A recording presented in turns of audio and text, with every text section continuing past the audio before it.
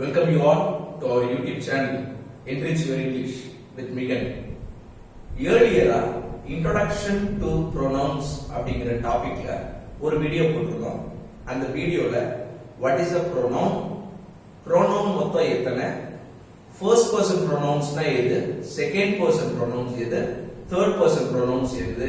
அப்படிங்கிற டீடைல் மட்டும் ரொம்ப பேசிக்கா நம்ம பார்த்திருந்தோம். இப்போ அந்த 7 pronouns மட்டும் தான் pronouns சார், அதுக்கு மேல pronouns இல்லையா அப்படின்னா இருக்குது. அது என்ன என்ன இம்பார்ட்டன்ட் pronouns அப்படிங்கறத இந்த வீடியோல நம்ம பார்க்க போறோம். ஃபர்ஸ்ட் ரொம்ப இம்பார்ட்டன்ட்டா நீங்க தெரிஞ்சுக்க வேண்டியது என்னன்னா பர்சனல் pronouns.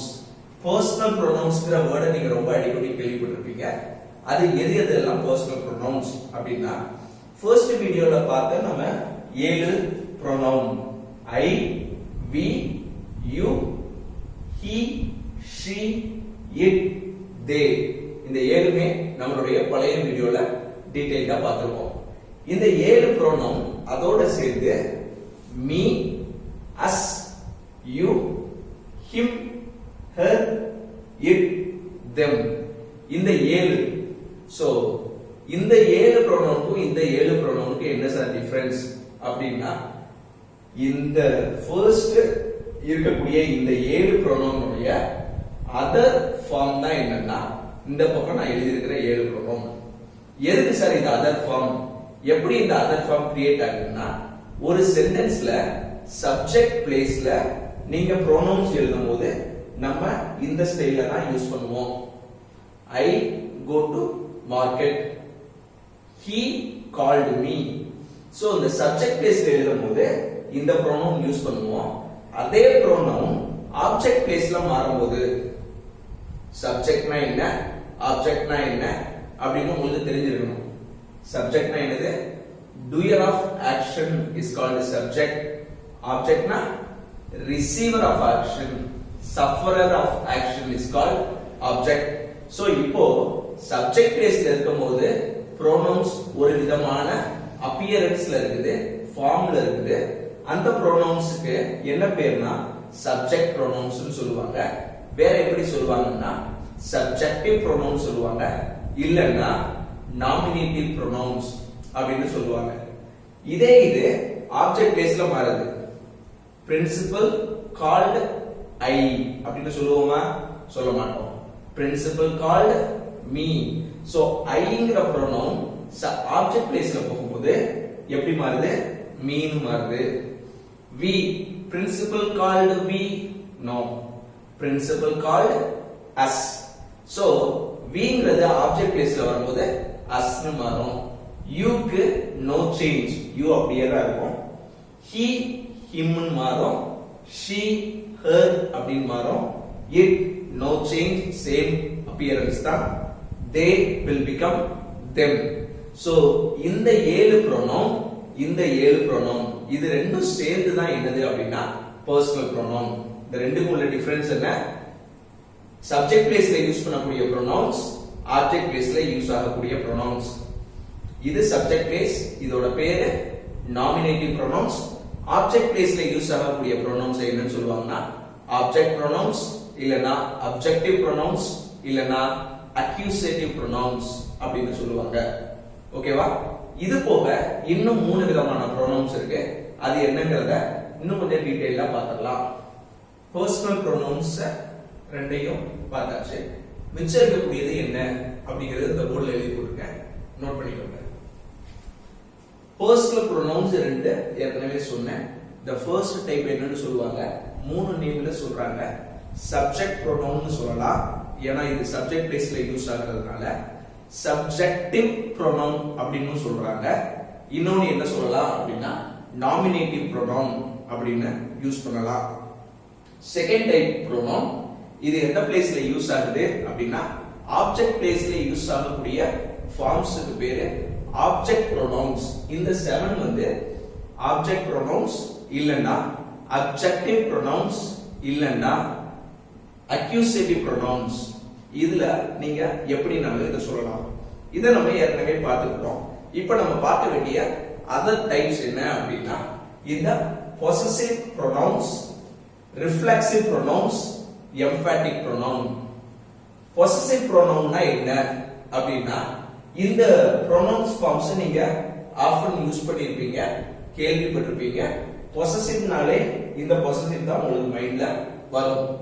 இன்னொரு possessive form இருக்கு, அது என்ன அப்படிங்கறத இந்த சைடுல எழுதி போட்டுருக்கேன். இப்ப பாருங்க, ஒரு சென்டென்ஸ் எடுத்து எல்லா ப்ரோனவுனையும் யூஸ் பண்ணி பார்ப்போம். This is my house. possessor சொல்றதுக்காக யூஸ் பண்ணக்கூடிய pronoun தான் என்னது?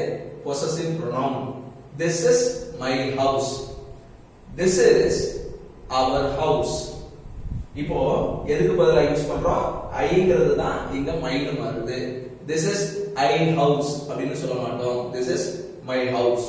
This is we house. This is we house னு சொல்ல மாட்டோம். Our house. This is you house சொல்ல மாட்டோம். Your house. அதே மாதிரி his house, heங்கிறது hisங்கிற possessive-ஆ மாறும். sheங்கிறது herங்கிற possessive-ஆ மாறும். its இந்த இடத்துல காமனா ஒரு மிஸ்டேக் பண்ணுவோம். என்ன காமன் மிஸ்டேக் பண்ணுவோம்னா, its எழுதும்போது it apostrophe s ன்னு எழுதுவீங்க. எப்படி எழுதுவோம்? ராகுல்ஸ் பென் அப்படின்னு எழுதும்போது ராகுல் apostrophe s போடுற மாதிரி இட்ஸ்க்கும் it apostrophe s சிலர் எழுதி நீங்க பார்த்திருப்பீங்க. அது ராங் யூசேஜ். இட்ஸ் தேங்கிறதோட possessive form என்ன? தேர். சார் இதுதான் கரெக்டா வந்துருச்சுல, அப்புறம் இதுக்கு இன்னொரு possessive form அப்படின்னா, இது அந்த ப்ராடக்ட்டோட சேர்ந்து பக்கத்துல வரும்போது இந்த form. This is my house. It is her book. This is our table. Fine. இப்போ டேபிள் மட்டும் ஃபர்ஸ்ட் வந்துட்டு இந்த possessive form கடைசில போகணும் அப்படின்னா எப்படி மாறும்? This is my house அப்படிங்கிறது this house is mine. This is our house. This house is ours. Yes வந்து add ஆகும். Your, yours. This house is yours. His ஏற்கனவே s முடியறதுனால சேஞ்ச் இங்க கிடையாது. This is his house. This house is his. Her, hers மாறும். It is her book. The book is hers. It is its book. The book is its. Their is becoming theirs. இந்த ரெண்டுக்கும் வேற பேர் இருக்கு, ஒரு difference இருக்கு. ரெண்டுமே possessive pronouns தான். possessive pronounsல இந்த ரெண்டு ஃபார்ம் இருக்குது. ரெண்டுக்கும் ஒரு சின்ன டிஃபரன்ஸ் இருக்கு. என்ன டிஃபரன்ஸ் அப்படின்னா, இந்த ஃபர்ஸ்ட் இருக்கக்கூடிய ஃபார்ம்ஸ் பேர் என்னன்னா ரெண்டு விதமா சொல்லலாம். possessive adjectives அப்படின்னு சொல்றாங்க, possessive adjectives னு சொல்றாங்க. இன்னொன்னு என்ன சொல்றாங்கன்னா possessive dependent pronouns னு சொல்றாங்க. இது வந்து dependent pronoun. ஏன் dependentனா my house, our table, அந்த நேமோட சேர்ந்து வர்றதுனால dependent pronouns னு சொல்றாங்க. இத வந்து என்னன்னு சொல்லுவாங்கன்னா independent pronouns, independent possessive pronouns அப்படின்னு சொல்லலாம். அதுக்கு அடுத்து இருக்கக்கூடிய ரெண்டு reflexive and emphatic. இது ஆக்சுவலா ரெண்டு டிஃபரண்ட் pronoun. ஆனா அதோட appearance ஒண்ணா தான் இருக்கும். பட் அதோட யூசேஜ பொறுத்து அதுக்கு ரெண்டு டிஃபரண்ட் நேம்ஸ் இருக்கு. நான் ரெண்டையும் சேர்ந்து எழுதிருக்கேன். ஆக்சுவலா என்னன்னா ரெண்டு டிஃபரண்ட் pronouns. appearance சேமா தான் இருக்கும். ஆனா யூசேஜ் ஆகக்கூடிய இடத்தை பொறுத்து அதை நீங்க reflexive னு சொல்ல வேண்டியது இருக்கும், இல்லன்னா emphatic னு சொல்ல வேண்டியது இருக்கும். appearance மட்டும் பாத்துக்கோங்க. ஐங்கிறது எப்படி மாறுது?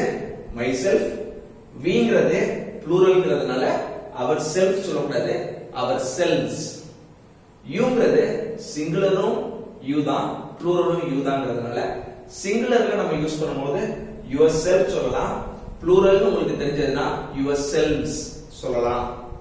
he himself யூஸ் ஆகும், she herself, it itself, they themselves, ப்ளூரல்ங்கிறதுனால themselves. Okay sir, இப்போ ரிஃப்ளெக்சிவ்னா என்ன, எம்ஃபேட்டிக்னா என்ன? யூசேஜ். ரிஃப்ளெக்சிவ் அப்படின்னா the action gets reflected to the doer. சில சென்டென்சஸ் இருக்கும், அந்த சென்டென்சஸ்ல என்ன நடக்கும்? ஆக்ஷனை செய்யக்கூடிய ஆளேவும் அந்த ஆக்ஷனால என்ன பண்ணுவாரு? பாதிக்கப்படுவாரு. the action gets reflected to the doer. Who is the doer? Subject. Subjectum objectum சில சென்டென்ஸ்ல ஒரே ப்ரோனவுனா தான் இருக்கும்.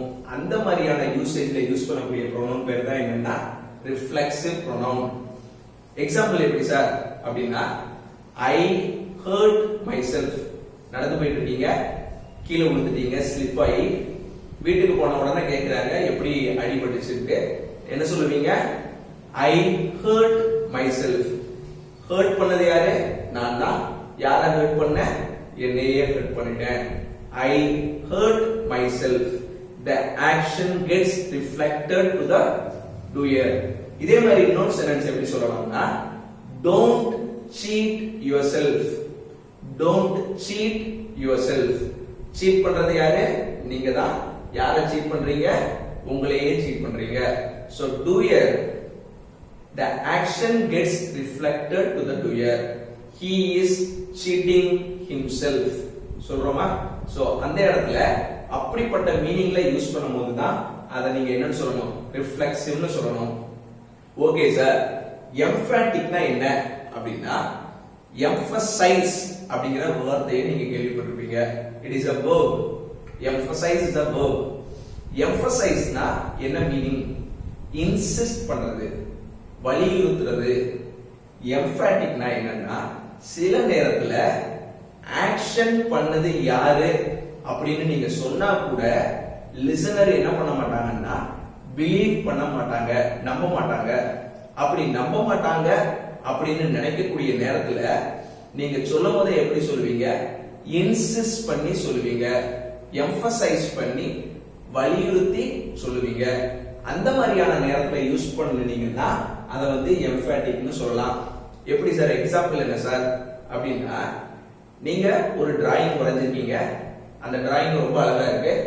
அந்த டிராயிங்கை கொண்டு போய் காட்டும் போதேவும் யாரும் உங்களை பிலீவ் பண்ண மாட்டாங்கன்னா, யாரோ உங்களுடைய ஃப்ரெண்ட்ஸ் பிலீவ் பண்ணாம போகலாம், உங்களுடைய டீச்சர்ஸ் யாராவது நம்ப மாட்டாங்க. அப்ப நீங்க என்ன சொல்லுவீங்க?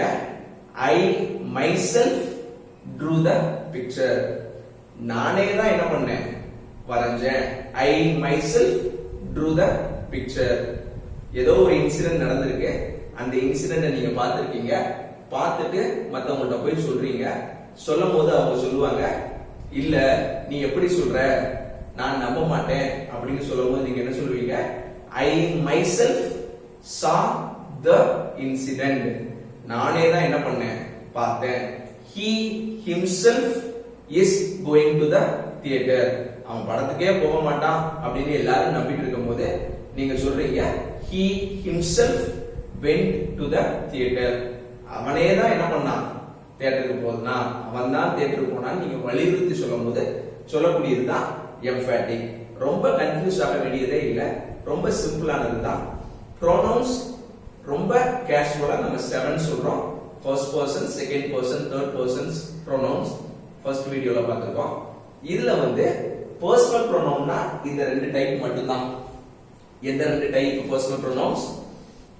சப்ஜெக்ட் பிளேஸ்ல யூஸ் பண்ணக்கூடிய ப்ரோனவுன்ஸும் ஆப்ஜெக்ட் பிளேஸ்ல யூஸ் பண்ணக்கூடிய ப்ரோனவுன்ஸும் பர்சனல் ப்ரோனவுன்ஸ்னு சொல்றோம். அது தவிர வேற என்ன சார் ப்ரோனவுன் இருக்குன்னா பொசசிவ் ப்ரோனவுன்ஸ் இருக்குது, ரிஃப்ளெக்சிவ் அண்ட் எம்ஃபாட்டிக் ப்ரோனவுன் இருக்கு. பொசசிவ் ப்ரோனவுன்ஸ்க்கு ரெண்டு டிஃபரண்ட் ஃபார்ம், அதோட டிஃபரண்ட் ஃபார்ம்ஸ் என்னங்கிறதையும் நான் போர்டுல எழுதி போட்டுக்கிறேன், நீங்க நோட் பண்ணிக்கலாம். ஒரு 2 செகண்ட்ஸ் நான் அந்த போர்டை ஃப்ரீயா விட்டுக்கிறேன், நீங்க இத நோட் பண்ணிக்கோங்க.